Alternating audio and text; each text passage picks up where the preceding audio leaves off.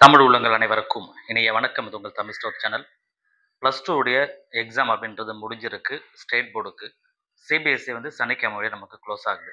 கிட்டத்தட்ட 2025ல் ஒரு வருஷம் படித்து முடிச்சுட்டு அதற்குரிய பலன்ன்றது விரைவில் வந்து மாணவர்களுக்கு கிடைக்க போகுது.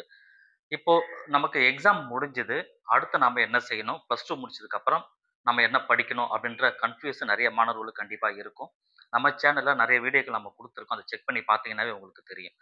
இப்போ ஃபர்ஸ்ட் விஷயம் என்ன அப்படின்னா, இந்த நம்ம +2 முடிச்சதுக்கு அப்புறம் நம்ம என்ன பண்ணணும் அப்படின்றதுக்கு தெரிஞ்சுக்கிறதுக்கு முன்னாடி, போன வீடியோல நம்ம கட் ஆஃப் வீடியோ நம்ம சொல்லியிருந்தோம். எம்பிபிஎஸ் படிக்கிற மாணவர்களுக்கு, நீங்க ஒரு கவர்ன்மெண்ட் காலேஜ்ல படிக்கணும் அப்படின்னு சொன்னா, எந்த அளவுக்கு கட் ஆஃப் வேணும் அப்படின்னு சொன்னோம். ஸோ அதிலேயே கமெண்ட்ல வந்து பிரைவேட் காலேஜுக்குலாம் கேட்டிருந்தீங்க.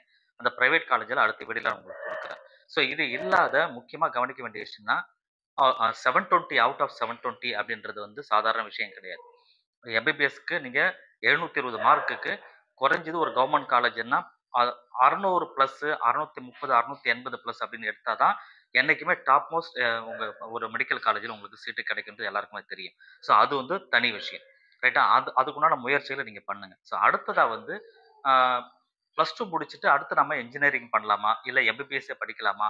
இப்ப இந்த இதுக்கப்புறம் எம்பிபிஎஸ் அப்படின்றது உங்களால படிக்க முடியாது. காரணம் என்னன்னா, நீட் அப்படின்றது முடிஞ்சிருச்சு. அந்த எக்ஸாம் ஆனது அப்ளிகேஷன் டேட்லாம் முடிஞ்சாச்சு. இப்ப எக்ஸாம் தான் வரப்போகுது. அதனால இதுக்கப்புறம் நீட்டுக்கு நீ அப்ளை பண்ணி திருப்பி படிக்கணும்னா, அடுத்த வருஷம் தான் படிக்கணும். அதனால எம்பிபிஎஸ் வந்து யார் யாரா அப்ளை பண்ணாம இருந்தீங்கன்னா, நீங்க இதுக்கப்புறம் அத படிக்க முடியாது. அடுத்த வருஷம் தான் படிக்கணும். சரிங்களா? அது முடிஞ்சது.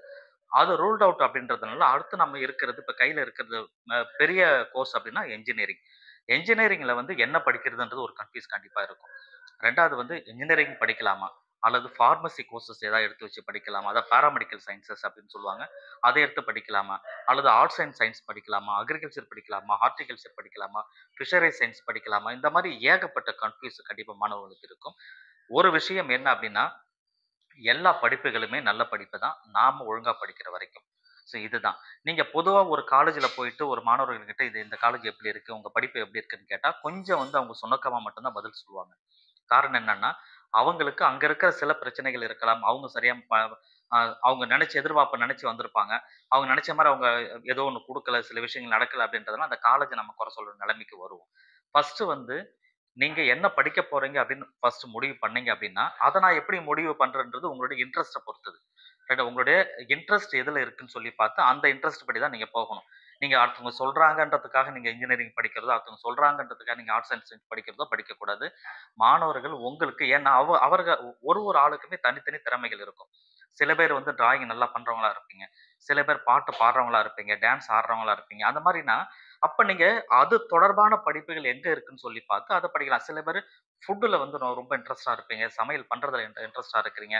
அந்த ஃபுட்ட பத்தி தெரிஞ்சுக்கிறதுல நெறைய ஆர்வமா இருக்கிறீங்கன்னா, ஒரு ஃபுட் டெக்னாலஜி எடுத்து வச்சு படிக்கலாம். சரிங்களா? டிராயிங் பண்றீங்கன்னா, டிராயிங்க்கு தனியா உங்களுக்கு என்ட்ரன்ஸ் இருக்கு. தனியா காலேஜஸ் இருக்கு. அத எடுத்து படிக்கலாம். இல்ல வந்து நல்லா நீங்க பேசுற திறமைகள் இருக்குன்னா, நீங்க சட்டம் சம்மந்தப்பட்ட துறைய எடுத்து வச்சு படிக்கலாம். இந்த மாரி நெறைய ஆப்ஷன் இருக்கு. உங்களுக்கு என்ன திறமை இருக்குன்னு பார்த்துட்டு, அதுக்கப்புறம் தான் நீங்க டிசைட் பண்ணணும் என்ன படிக்கிறது அப்படின்றது 1. சரி, இப்ப நான் முடிவு பண்ணிட்டீங்க. நீங்க வந்து ஒரு இன்ஜினியரிங் படிக்க போறீங்க அப்படின்னா, இன்ஜினியரிங்ல நெறைய கோர்சஸ் இருக்கு. கடல் மாதிரி இருக்கு. அதுல நாம எத எடுத்து வச்சு படிக்கிறதுன்னு அடுத்த கேள்வி வரும். அதுல எத படிச்சாலுமே நல்ல கோர்ஸ் தான். நான் திரும்ப சொல்றேன். அது நீங்க நல்லா படிக்கிற வரைக்கும் அப்படின்றது. அதற்கு முன்பா ஒரு காலேஜ்ல நீங்க போய் அதாவது ஒரு படிப்ப நீங்க தேர்ந்தெடுக்கிறதுக்கு முன்பாக, அந்த காலேஜ் எப்படிப்பட்ட காலேஜ் நம்ம தெரிஞ்சுக்கணும். தெரிஞ்சுக்கிட்டு அதற்கு தகுந்த மாரி தான் அந்த படிப்ப நீங்க தேர்ந்தெடுக்கணும். நீங்க நல்ல காலேஜ்ல எத படிச்சாலுமே தவறு கிடையாது. எத படிச்சாலுமே வேல்யூ இருக்கும்.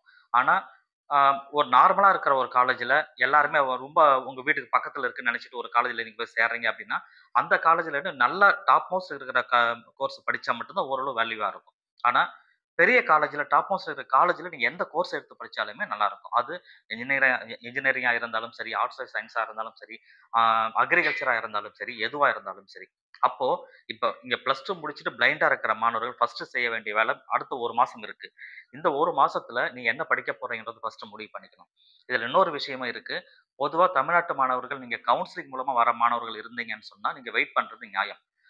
எனக்கு கவுன்சிலிங்லாம் வராது சார் அப்டின்னா, அதர் ஸ்டேட் மாணவர்களா இருக்கிற பட்சத்தில நீங்க தமிழ்நாட்ல போய் படிக்க போறீங்க அப்டின்னா, நீங்க மேனேஜ்மென்ட் கோட்டால தான் படிக்கணும். அப்ப மேனேஜ்மென்ட் கோட்டால நீங்க படிக்கணும்னா, பணம் கட்டி படிக்க வேண்டியது இருக்கும். அப்டின்னா என்ன செய்யணும்னா, நீங்க கவுன்சிலிங் தமிழ்நாடு மெடிக்கல் கவுன்சிலிங் அதெல்லாம் முடியிற வரைக்கும் நீங்க வெயிட் பண்ணக்கூடாது. நீங்க இம்மீடியேட்டா இப்பவே உங்க அந்தந்த ஏதாவது ஒரு காலேஜுக்கு போயிட்டு, நீங்க என்ன படிக்க போறீங்களோ அந்த ஃபீஸ கேட்டு எவ்வளோ இருக்குன்னு தெரிஞ்சுக்கிட்டு அத கட்டுறதுக்கு நீங்க தயாரா இருக்கணும். நீங்க லேட் பண்ண மேனேஜ்மென்ட்க்கு சொல்றேன். லேட் பண்ண அங்க டிமாண்ட் வந்து அதிகமாகும். பணம் வந்து அதிகமாகும். அதாவது கேப்டேஷன் ஃபீஸ்ன்னு சொல்லுவாங்க. டொனேஷன் சம்மந்தப்பட்டதோ அல்லது ஃபீஸோ எல்லாமே இன்கிரீஸ் ஆக வாய்ப்பு இருக்கு. அதனால மேனேஜ்மென்ட் அப்படின்னு முடிவு பண்ணிட்டீங்கன்னா, டைரக்ட்டா அந்த காலேஜ்ல போயிட்டு ஃபீஸ் ஸ்ட்ரக்சர் என்னன்னு தெரிஞ்சுக்கிட்டு பேமெண்ட் பண்றது நீங்க ரெடியா இருக்கணும் ஃபர்ஸ்ட். அப்ப காலேஜ்லயே இந்த top 10 colleges, top 20 colleges list எடுத்து, அதுல இருக்கிற காலேஜஸ் படிச்சீங்கன்னா, இன்ஜினியரிங்க்கு ரொம்பவே பெட்டரா இருக்கும். சும்மா நான் ஏற்கனவே சொன்ன மாரி, சும்மா நானும் படிக்கிறேன் அப்படின்ற பேருக்காக ஒரு டிகிரி எடுத்து வச்சு படிக்கிறதுன்றது நல்லதில்ல. இது இன்னொரு விஷயம் என்ன அப்படின்னா, நீங்க எத படிச்சாலும் சரி, நீங்க அக்ரி படிச்சாலும் சரி, ஆர்ட்ஸ் அண்ட் சயன்ஸ் படிச்சாலும் சரி, என்ஜினியரிங் படிச்சாலும் சரி, ஒரு டிகிரி அப்படின்னு உங்க கையில இருக்கிறதுன்னா, கையில வச்சுக்கங்க. ஜஸ்ட் ஆஃப் பேப்பர் மாரி தான் அது. நீங்க ஒரு ஒரு அடையாளம் தான். ஒரு ஐடி கார்டு மாரி தான் அந்த டிகிரி அப்படின்றது. எந்த டிகிரி நீங்க படிச்சாலுமே. ஆனா, அதை தாண்டி அதாவது நீங்க என்ன படிக்கிறீங்களோ, அதை தாண்டி உங்களுக்கு என்னென்ன விஷயங்கள நீங்க தெரிஞ்சுக்கிறீங்க அப்படின்றது தான் முக்கியம். ஸோ, இப்ப இந்த 1 மந்த் லீவ்ல நீங்க ஃபர்ஸ்ட் செய்ய வேண்டிய வேலை, நீங்க வந்து ஒரு கம்ப்யூட்டர் கிளாஸுக்கு போங்க. கம்ப்யூட்டர் கிளாஸுக்கு போயிட்டு ஒரு பைத்தானோ, ஜாவாவோ ரைட்டுங்களா? அது லாங்குவேஜ் சம்மந்தப்பட்ட விஷயங்கள் நெறைய தெரிஞ்சுக்கங்க. கோடிங் ரொம்ப முக்கியம். கோடிங் தெரிஞ்சுங்க. சார் நான் வந்து அக்ரி தான் படிச்சிருக்கேன். ஆர்ட்ஸ் அண்ட் சயன்ஸ் தான் படிக்க போறேன். நான் ஏன் கோடிங் படிக்கணும்? அப்படின்னு நினைக்கக்கூடாது. சரி எல்லா மாணவர்களுமே இன்னைக்கு மல்டி டேலண்டடா இருந்தா மட்டும் தான் ஒரு இடத்துல வாய்ப்பு அப்படின்னு கிடைக்கும். ஒரு இடத்துல வேலை வாய்ப்பு அப்படின்றது உருவாகும். இன்னைக்கு பேங்க்லயே வந்து அக்ரி படிச்சவன் கூட பேங்க்ல போறான். ஸோ காரணம் என்னன்னா, அவனுக்கு அந்த பேங்க்குக்கு தேவையான விஷயங்கள் தெரிஞ்சிருந்தா போதும் ஆள எடுத்துக்கிறாங்க. நீ அக்ரி படிச்ச அதனால எனக்கு பேங்க் தேவையில்ல அப்படின்லாம் சொல்லப் போறது கிடையாது. அதனால நீங்க என்ன படிச்சாலும் ஒரு டிகிரிக்கு தேவையான விஷயங்கள தெரிஞ்சுக்கிட்டு, கூடவே மல்டி டேலண்டடா என்னென்ன விஷயங்கள்லாம் கூட எக்ஸ்ட்ரா படிக்கிறீங்களோ, அத பொறுத்து தான் உங்க வேலை வாய்ப்பு அப்படின்றது உருவாகும். காரணம் என்னன்னா, நீங்க ஒரு ரெஸ்யூம் எழுதுறீங்க. ஒரு கம்பெனிக்கு போறதுக்கு ஒரு வேலை வாய்ப்பு தேடுறீங்க. உங்க ரெஸ்யூம்ல என்னென்னலாம் உங்களுக்கு தெரியுன்ற விஷயங்கள நோட் பண்ணும்பொழுது, உங்களுக்கு ஈஸியா அங்க வேலை வாய்ப்பு உருவாகும். இதுதான் முக்கியம். அப்போ நீங்க கோடிங் சம்மந்தப்பட்டதோ, லாங்குவேஜ் சம்மந்தப்பட்டதோ, அல்லது இந்த மாரி விஷயங்கள் எக்ஸ்ட்ரா இருக்கிற விஷயங்கள் எல்லாமே நீங்க படிச்சுட்டீங்க அப்படின்னா, எந்த டிகிரி படிச்சாலுமே அந்த டிகிரியோட இத சேரும்போது உங்களோட வேல்யூ வந்து அதிகமாகும். சரிங்களா? அப்போ ஃபர்ஸ்ட் நீங்க செய்ய வேண்டியது, நீங்க கவுன்சிலிங் மூலமா வர வேண்டிய மாணவர்கள் வெயிட் பண்ணுவீங்க இல்லையா? அப்படி வெயிட் பண்றீங்கன்னா, நீங்க இன்னைக்கு இந்த 1 மந்த்ல அதர் கோர்ஸஸ் ஜாயின் பண்ணி படிங்க. 1. இல்ல நான் மேனேஜ்மென்ட்க்கு போப்போறேன் அப்படின்னு சொன்னா, நீங்க ஆர்ட்ஸ் அண்ட் சயன்ஸா இருந்தாலும், என்ஜினியரிங் எதுவா இருந்தாலும் மேனேஜ்மென்ட்ல தான் போகப் போறேன் அப்படின்னு முடிவு பண்ணீங்கன்னா, இப்பவே டாப் மோஸ்ட் இருக்கிற இன்ஜினியரிங் காலேஜோ, டாப் மோஸ்ட் இருக்கிற ஆர்ட்ஸ் அண்ட் சயன்ஸ் காலேஜோ போயிட்டு அந்த காலேஜ விசிட் பண்ணி, காலேஜ்ல இருக்கிற பசங்க கிட்ட டீட்டெயில கேட்டு, அதுக்கப்புறம் அங்க ஃபேக்கல்டி கிட்ட டிஸ்கஸ் பண்ணி, ஃபீஸ் டீட்டெயில் எல்லாமே தெரிஞ்சுக்கிட்டு, வேற ஏதாவது ரிவ்யூஸ் ஏதாவது YouTubeல பார்க்குறீங்கன்னா கூட பார்த்து, ஒரு முடிவு எடுத்துட்டு அந்த காலேஜ்ல போய் பணம் கட்டி நீங்க ரெடியா இருக்கணும் மேனேஜ்மென்ட் கோட்டால. ஸோ இது மட்டும் தான் இப்போதைக்கு. அப்போ நீங்க என்ன கோர்ஸ் படிக்கலாம், அந்த கோர்ஸ் நல்லதா, கெட்டதான்றது தனித்தனியான கோர்ஸ் பத்தி வீடியோ குடுக்கும்போது அத நீங்க பாருங்க.